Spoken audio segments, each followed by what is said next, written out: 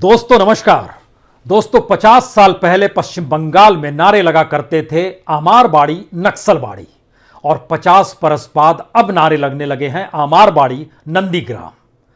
तो इन 50 बरस में सिर्फ नक्सलबाड़ी से नंदीग्राम तक का ही सफर है, या इस सफर के भीतर का सच शायद पश्चिम बंगाल में सत्ता परिवर्तन का है, विचारधाराओं को ताक पर रखने का है, जमीन का सवाल हाशिए पर चले जाने का है, किसान मजदूर को लेकर जो आवाज बुलंद होती रही और राइटर्स बिल्डिंग ही नहीं बल्कि विधानसभा के भीतर भी जिन सवालों को बार बार उठाया गया, आंदोलन करते हुए उठाया गया, और एक वक्त कांग्रेस की सत्ता को हाशिए पर ढकेलते हुए वामपंथी जब सत्ता में आए और उसके बाद वामपंथियों को हाशिए पर ढकेलते हुए ममता बनर्जी जब सत्ता में आई, ध्यान दीजिए, वर्ग संघर्ष की लड़ाई हो, किसान मजदूर का सवाल हो, जमीन का सवाल हो, सारे सवाल इन 50 बरस में जस के तस रहे। लेकिन यह पहला मौका है 50 बरस के इस राजनीतिक सफर के दौरान जब जिक्र किसान मजदूर से ज्यादा भगवान का हो रहा है, जब जिक्र इस बात का हो रहा है कि किस मंदिर में कहां पर जाकर कौन घंटी बजा रहा है, कौन शंख बजा रहा है, कौन चंडी पाठ कर रहा है, कौन जय श्री राम के नारे लगा रहा है, और इन सब के बीच कौन हिंदू है, कौन मुसलमान है। यह राजनीति का एक ऐसा सफर है जिसे बंगाल ने बहुत बारीकी से न सिर्फ देखा है बल्कि उसमें हिस्सेदारी की है। और शायद राजनीति का ऐसा अनूठा सफर आपको देश के दूसरे किसी भी राज्य में मिलेगा ही नहीं, क्योंकि पश्चिम बंगाल जहन में आते ही आपके जहन में शुरुआत में ही कांग्रेस की वह सत्ता याद आएगी जिसके खिलाफ नक्सलबाड़ी का आंदोलन शुरू हुआ था। नक्सलबाड़ी के आंदोलन की विचारधारा ने समूचे देश को प्रभावित किया था। लेकिन उसके बाद जब जंगल महल यानी सिंगूर से नंदीग्राम और लालगढ़ होते हुए जिस जंगल महल का सवाल आया, उसने पश्चिम बंगाल की सियासत के भीतर ही वामपंथियों को हाशिए पर ढकेल दिया गया। लेकिन यह एक ऐसा सफर है जिस सफर पर आपको चलना चाहिए। बड़ा रोचक सफर है ये, क्योंकि ममता बनर्जी कभी इससे पहले चंडी पाठ सार्वजनिक तौर पर करती हुई दिखाई नहीं दी। इससे पहले पश्चिम बंगाल की राजनीति में कोई राजनीतिक दल इस तरह से खुले तौर पर मंदिर में जाना, कहीं हनुमान की मूर्ति पर माल्यार्पण करते हुए अपने दफ्तर को खोलने की प्रक्रिया में अगर वही शुभेंदु अधिकारी हैं जो कल तक ममता के साथ थे, और ममता वही है जो इससे पहले जब नॉमिनेशन फाइल करने के लिए जाती थी तो हिजाब पहन लेती थी, लेकिन अब की स्थिति बदल गई है। तो क्या यह माना जाए कि वाकई बंगाल बट गया है? क्या यह माना जाए कि विचारधारा का सवाल हाशिए पर जा चुका है? क्या यह भी माना जाए कि जिन सवालों को लेकर पश्चिम बंगाल ने इस देश को रास्ता दिखाने की सोची थी, आज वह खुद में न सिर्फ भटक गया है बल्कि इस देश के भीतर में जो भी अनुगुंज दिल्ली की सियासत से निकलती है, उस अनुगुंज की धुनों पर बंगाल नाचने लगा है क्या? क्योंकि हमें लगता है कि आज इतिहास के पन्नों को जैसे ही आप पलटेंगे, एक एक करके हर चीज आपके जहन में साफ होती चली जाएगी। 1967 जब पहली बार कांग्रेस चुनाव हारी, तो उस चुनाव में कांग्रेस के मुख्यमंत्री प्रफुल्ल चंद्र सेन भी हारे। 2011 जब पहली बार वामपंथी सत्ता हारी, तो उसके पास साथ ही वामपंथी सत्ता के मुख्यमंत्री बुद्धदेव भट्टाचार्य भी हारे। और संयोग देखिए, 1967 में प्रफुल्ल चंद्र सेन को हराने वाला और कोई नहीं, अजय मुखर्जी थे, जो उन्हीं के मंत्रिमंडल के हिस्से हुआ करते थे। उसके बाद वह मुख्यमंत्री बन गए, उन्होंने हराया था। और 2011 की परिस्थिति में आइएगा तो बुद्धदेव भट्टाचार्य जी को किसने हराया था? उस समय मुख्य सचिव चुनाव लड़े थे और वो ममता के साथ आकर खड़े हो गए थे। मनीष गुप्ता, जो कि इस वक्त भी ममता के साथ ही है, मंत्रिमंडल में सहयोगी है। इतिहास पन्ने बदल रहा है, पलट रहा है। 1967 में जब नक्सलबाड़ी का हम आपसे जिक्र कर रहे हैं, उस समय कौन से सवाल थे? उस समय किसानों के सवाल थे, मजदूरों के सवाल थे, जमीन का सवाल था। और फिर लौट कर आइए 2011 में, और उससे कुछ पहले 2007 में जब नंदीग्राम का आंदोलन शुरू हुआ था, जिसको आज ममता बनर्जी बार बार याद कर रही है। याद ही नहीं कर रही है, यह भी कह रही है मैं अपना नाम भूल जाऊंगी लेकिन नंदीग्राम नहीं भूल सकती हूं, क्योंकि नंदीग्राम का दूसरा नाम तो संग्राम है। कमाल की स्थिति है, 1967 के जो सवाल थे 2021 में भी वही सवाल हैं, वही सवाल 2007 में भी थे, और उन सवालों के भीतर विचारधारा का परिवर्तन अनूठे तरीके से हुआ था। क्या हुआ था नंदीग्राम में? वामपंथियों ने सोचा था वहां किसानों की जमीन लेकर केमिकल हब बनाएंगे। ये वही वामपंथी थे जो कि एक वक्त कांग्रेस की किसान विरोधी नीतियों के खिलाफ खड़े हुए थे। लेकिन बात इससे भी साफ नहीं होती है। बात तो इससे साफ होगी कि नक्सलबाड़ी आंदोलन करने वाले अति वामपंथी और नंदीग्राम में आंदोलन करने वाले अति वामपंथी माओवादी, दोनों को संसदीय चुनाव पर भरोसा नहीं, और इन्हीं दोनों वक्त में दोनों की विचारधारा को राजनीतिक दलों ने अपने साथ ले लिया। सीपीएम ने 1967 से 1975 तक जो भी संघर्ष किया उसके भीतर वही मुद्दे थे जो नक्सलबाड़ी की उपज थे, और वही नक्सलियों की बात थी जो संसदीय व्यवस्था पर भरोसा नहीं करते थे, चुनाव को फ्रॉड सिस्टम मानते थे। माओवादियों ने भी तो यही कहा था। 2007 नंदीग्राम याद आते ही आपके जहन में एक नाम आएगा, माओवादी किशन जी। कहते हैं ममता बनर्जी उस वक्त माओवादियों के मुद्दों को ही नहीं उनके साथ खड़ी हो गई क्योंकि राजनीतिक सफलता पानी थी। लेकिन इतिहास के पन्नों में कांग्रेस क्यों गुम हो गई? कांग्रेस ने जो चीज नक्सलबाड़ी में की और उसके बाद बंगाल ने जिस तरीके से 1977 में पूरे तरीके से वामपंथियों को पूर्ण बहुमत दिया और ज्योति बसु मुख्यमंत्री बने, उसके बाद से कांग्रेस को कभी भी कोई जगह पश्चिम बंगाल में मिली नहीं। लेकिन फिर इतिहास के पन्नों को आप पलटेंगे तो आपके जहन में एक सवाल ये और आएगा, ममता बनर्जी भी तो कांग्रेस से निकली है, और ममता बनर्जी भी 1997 में कांग्रेस के राष्ट्रीय अधिवेशन में ये कहते हुए बाहर निकली और तृणमूल कांग्रेस बनाई कि दरअसल कांग्रेसी वामपंथियों की बी टीम है, और चमचा तक का शब्द उन्होंने उपयोग किया था कांग्रेस के लिए। स्थिति देखिए अपने आप में बड़ी रोचक हो चली है, क्योंकि नंदीग्राम का इतिहास जब आप पलटना शुरू करेंगे तो यहां पर आजादी के बाद से कांग्रेस की सत्ता 1962 तक रही थी। 1967 में जब नक्सलबाड़ी आंदोलन निकला तो वहां पर पहली बार सीपीआई के कैंडिडेट जीते, और 1967 से लेकर 77 यानी भारत के भीतर में जब जनता पार्टी बनी कांग्रेस के खिलाफ, तो पहला कैंडिडेट जनता पार्टी का नक्सलबाड़ी नंदीग्राम से जीता था। यानी नक्सलबाड़ी की आवाज नंदीग्राम पहुंचते पहुंचते वो जनता पार्टी में तब्दील 1977 में ही हो गई थी। लेकिन फिर वहां पर कम्युनिस्ट ही जीतते रहे, और इस सफर को ब्रेक किया था 96 में कांग्रेस ने। उस वक्त ममता बनर्जी कांग्रेस में ही थी। लेकिन 96 के बाद से फिर जब देखना शुरू कीजिएगा, वामपंथियों की जीत लगातार होती है। लेकिन पहली बार ममता बनर्जी को जीत नंदीग्राम में 2009 के बाई इलेक्शन में मिलती है।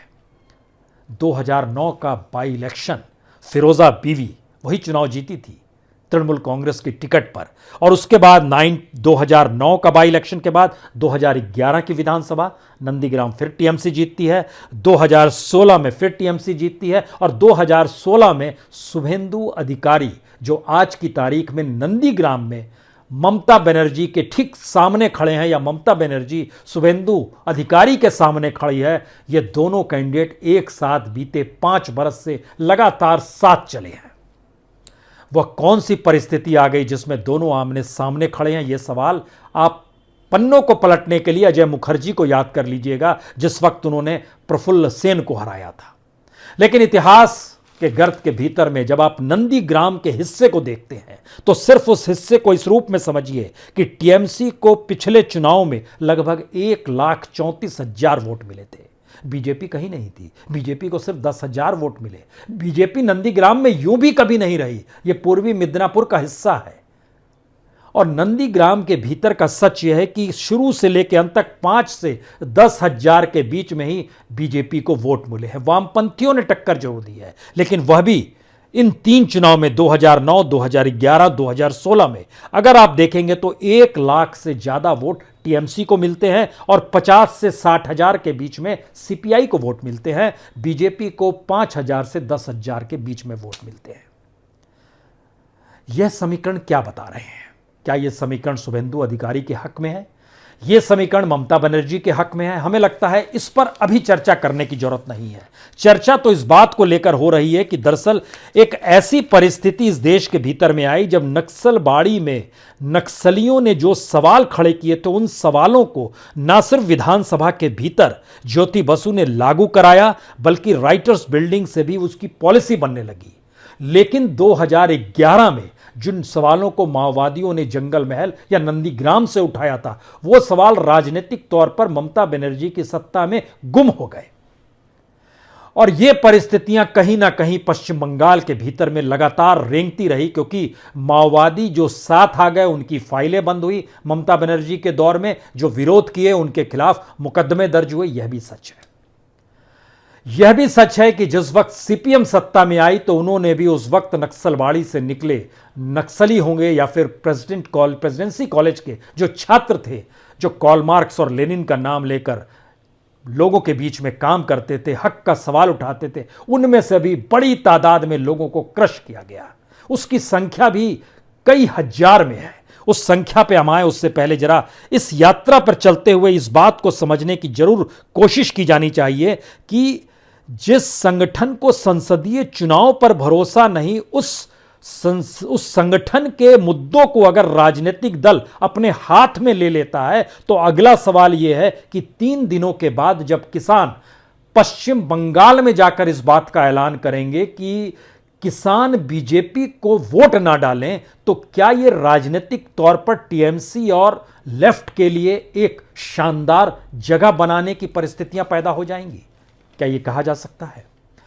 क्योंकि यह भी समझना होगा कि वामपंथियों के जो सवाल थे कांग्रेस ने उसे आत्मसात कर लिया। किसान मजदूर का सवाल कांग्रेसी अब उठा रहे हैं, पहले उनका भी सत्ता में रहते हुए कॉर्पोरेटाइजेशन दिल्ली तक में हुआ है, हर किसी ने देखा है। बीजेपी का भी कॉर्पोरेटाइजेशन हुआ है, वह भी कॉर्पोरेट प्रेमी हो गई, यानी बीजेपी का कांग्रेसीकरण हो गया, कांग्रेस का वामपंथीकरण हो गया। ममता का वामपंथीकरण हुआ था, लेकिन वह राइट और लेफ्ट के बीच में लगातार रेंगती रही। तो पश्चिम बंगाल में एक दुविधा की स्थिति है कि आखिर इन परिस्थितियों में लाभ किसे मिलेगा, कैसे मिलेगा। और यह भी ध्यान दीजिए 2019 के लोकसभा चुनाव में या 2016 के विधानसभा चुनाव में, इन दोनों को जब आप एक साथ खड़ा करते हैं तो लोकसभा चुनाव में ममता बनर्जी के परसेंटेज ऑफ वोट कम नहीं हुए। पश्चिम बंगाल में कमोवेश उतना ही रहे, 28 सीट भी वह लोकसभा की जीती हैं, लेकिन बीजेपी उसके ठीक पैरेलल में लगभग 40% वोट के साथ आकर खड़ी हो गई, उसे 18 सीट मिली। लेकिन यही बीजेपी 10% वोट पाती है जब विधानसभा के चुनाव होते हैं। तो क्या विधानसभा का चुनाव और लोकसभा के चुनाव में एक बड़ा अंतर यह है कि लोकसभा के चुनाव में चेहरा दिल्ली का है, जो नरेंद्र मोदी का है, तो बीजेपी को इससे लाभ मिला? या फिर बंगाल ने सोचा कि दरअसल यह तो केंद्र की राजनीति में के लिए वोट डाल रहे हैं, तो उसमें हिस्सेदारी तय करने के लिए उन कैंडिडेट्स को जिताया जाए जहां पर कोई निर्णय लिए जा सके, क्योंकि टीएमसी के सांसद किसी बड़े निर्णय को ले पाने की स्थिति में नहीं आएंगे। लेकिन इससे उलट एक दूसरा सवाल है। अगर पश्चिम बंगाल के लोग ये सोच रहे थे कि बीजेपी को जिताएं 2019 में, तो क्या बीजेपी ने यह मान लिया कि विधानसभा में भी यही रुख हो जाएगा? यह भी सवाल है।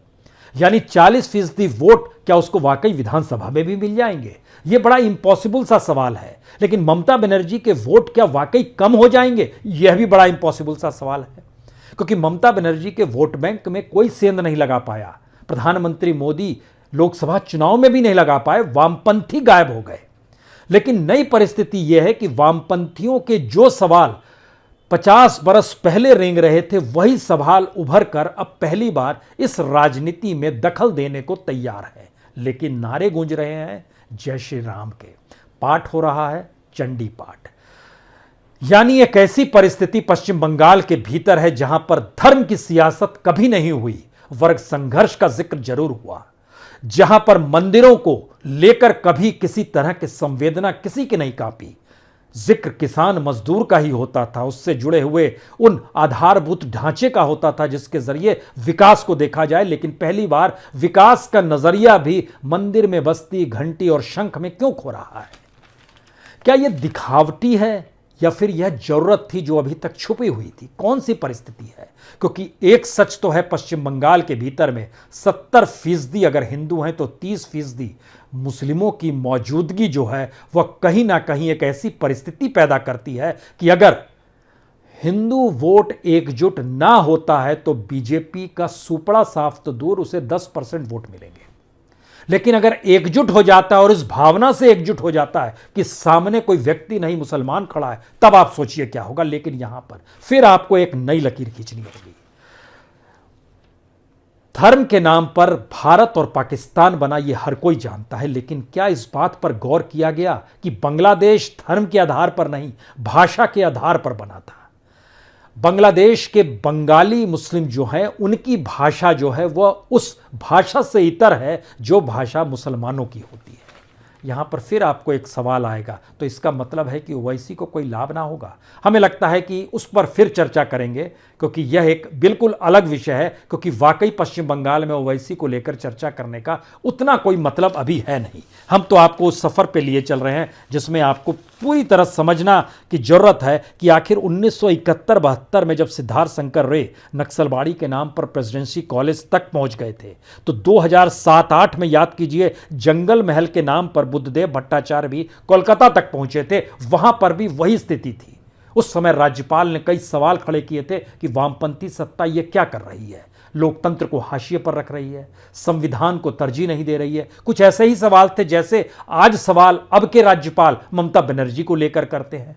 तो क्या यह माना जाए कि राज्यपाल की भूमिका हमेशा से केंद्र के करीब की रही है, यानी केंद्रीय राजनीतिक सत्ता के करीब की रही है, और केंद्रीय राजनीतिक सत्ता ही जब पश्चिम बंगाल में कूद जाए तो फिर राजभवन पॉलिटिकल पार्टी का अड्डा बन जाता है? क्या हो सकता है, क्यों नहीं हो सकता है। और वो धीरे धीरे अगर चीजें डाइल्यूट हुई है तो डाइल्यूट होते होते एक ऐसी जगह पर आकर खड़ी हो गई है जहां अब संवैधानिक संस्थान मायने नहीं रखते हैं।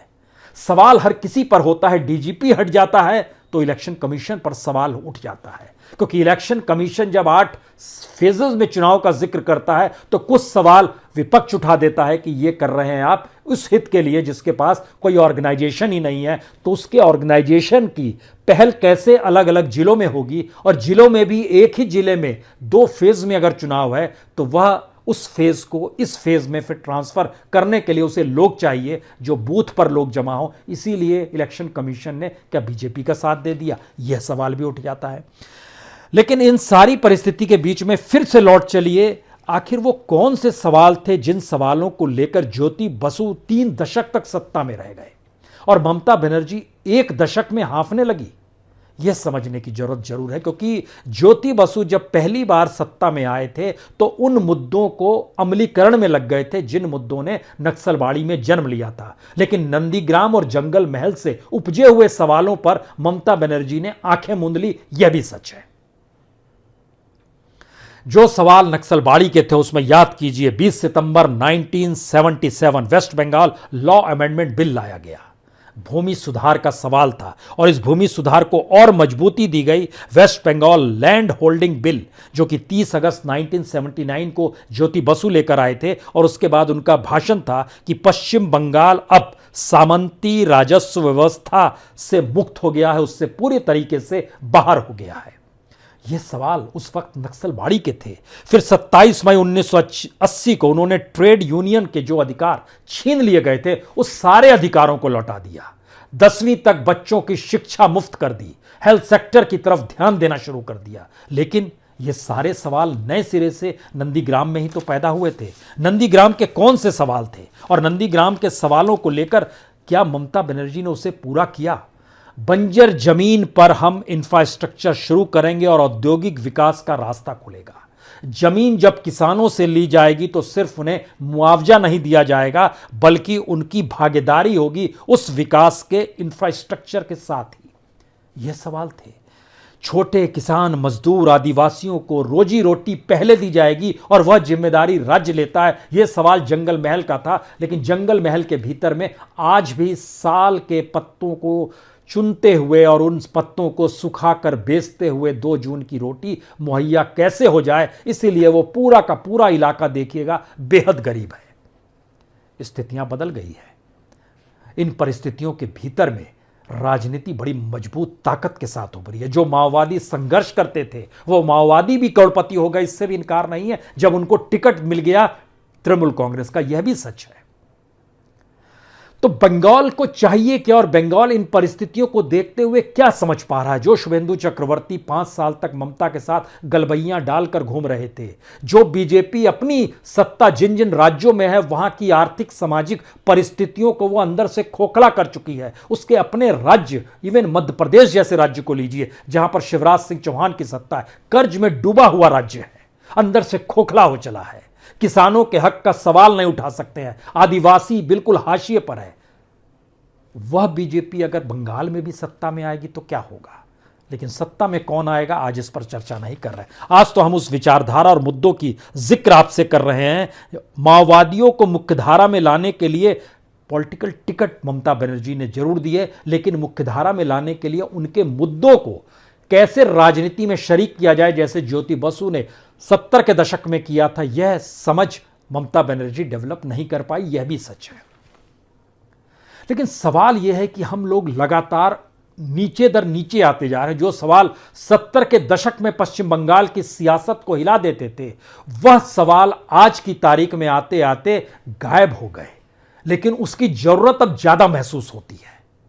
बंगाल के भीतर की इंडस्ट्री, वहां के मजदूर, वहां के किसान, वहां के छोटे सीमांत किसान, वहां की गरीबी, वहां की मुफलिसी, वहां का एजुकेशन, अगर आप 70 के दशक से भी तुलना करना शुरू कर दीजिएगा या फिर 21वीं सदी और 21वीं सदी के पहले की परिस्थितियों को भी आकलन कीजिएगा, तो भी आप समझ पाइएगा कि यह कौन सी स्थिति है। शायद इसीलिए ममता बनर्जी की एक तस्वीर आती है चाय पिलाते हुए अपने नंदीग्राम की कॉन्स्टिट्यूंसी में, दूसरी तस्वीर आती है शिव जी का जलाभिषेक करते हुए, दूसरी तरफ बीजेपी के पास एक ही नारा है जय श्री राम का, उसी के आश्रय वह पूरे की पूरी परिस्थितियों को अपने अनुकूल करना चाहती है।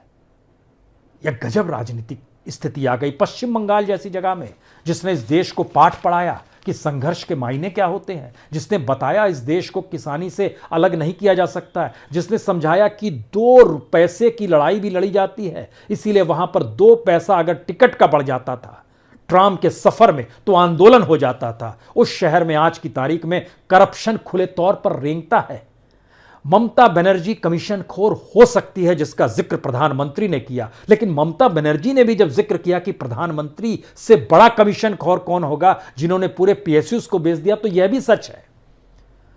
तो छोटे और बड़े के भीतर में हमें चुनने की परिस्थितियों में आकर देश खड़ा हो गया और पश्चिम बंगाल इसका नया पाठ पढ़ाएगा क्या? यह स्थिति तो धीरे धीरे सही लेकिन बनती चली जा रही है, क्योंकि एक वक्त ज्योति बसु राइट की जगह लेफ्ट लेकर आए थे, ममता बनर्जी ने भी राइट से निकली थी और वो लेफ्ट हो गई थी, लेकिन आज की परिस्थिति में कोई लेफ्ट राइट नहीं है।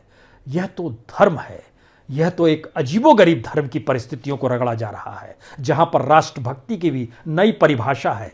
तिरंगे और मंदिर के बीच में खड़े होकर कोई भी क्या सियासत साधते हुए सत्ता पा सकता है? अगर पा सकता है तो उसके बाद सत्ता में आने के बाद वो कौन सा काम करेगा, यह भी सोचने की बात है। और अगर इन तमाम परिस्थितियों से आप निकले तो आखिर में एक बात नजर आएंगे, अब मिथुन चक्रवर्ती भी चुनाव प्रचार के वक्त और शुभेंदु अधिकारी जब नॉमिनेशन पर्चा दाखिल कर रहे होंगे तो मिथुन चक्रवर्ती भी नजर आएंगे। तो हमें लगता है आखिरी दृश्य सभी जब थिएटर करने लगे हैं, सभी कलाकार हो गए हैं, तो आइए जरा इस कलाकारी और अदाकारी से समझ लीजिए। मृग्या जो पहली फिल्म थी मिथुन चक्रवर्ती की, मृणाल सेन ने वो फिल्म बनाई थी, उस फिल्म के भीतर में जो सवाल ब्रिटिश सत्ता को लेकर थे मिथुन चक्रवर्ती के कैरेक्टर को धोते हुए, वो 1970s की फिल्म थी, 76 की फिल्म थी। उसके बाद उस फिल्म को सफर करते हुए अब आप निकल कर आइए, ओ माय गॉड, यह तो 21वीं सदी की फिल्म है। ओ माय गॉड में मिथुन चक्रवर्ती कहते हैं धर्म अफीम है, और वो किसे कहते हैं? जो धर्म के खिलाफ और धर्म के आबंडर को तोड़ रहा है, वह परेश रावल का कैरेक्टर था। परेश रावल भी बीजेपी में है, जो कि धर्म के आवंडर को तोड़ रहे थे, और धर्म अफीम है कहने वाले मिथुन चक्रवर्ती भी बीजेपी में है। ममता या उनके कलाकार कहां हैं? सवाल यह है कि इस देश को एक थिएटर में बदलकर, किसी डायलॉग राइटर से भाषण लिखवाकर और कैसी एक्टिंग करनी है न्यूज़ मीडिया के सामने, मेन स्ट्रीम मीडिया के सामने, यही ट्रेनिंग लेकर भारत की राजनीति को साधने का जो प्रयास इस देश के भीतर में चल चुका है, अगले 15 से 20 दिनों में आप पश्चिम बंगाल में बिल्कुल एक नए तरीके की इस फिल्म को देखेंगे, जिसमें वाकई बड़े सवाल गायब होंगे, बंगाल की ज़रूरत से जुड़े हुए सवाल गायब होंगे। यह सवाल सिर्फ आपको मनोरंजन देंगे, रोमांचित करेंगे, कुछ चकाचौंध दिखाएंगे, कुछ आसमान में उड़ान भरेंगे, लेकिन कभी भी आपको जमीन की हकीकत दिखाने की कोशिश नहीं करेंगे। यही है नक्सलबाड़ी से नंदीग्राम का सफर। बहुत बहुत शुक्रिया, बहुत बहुत शुक्रिया।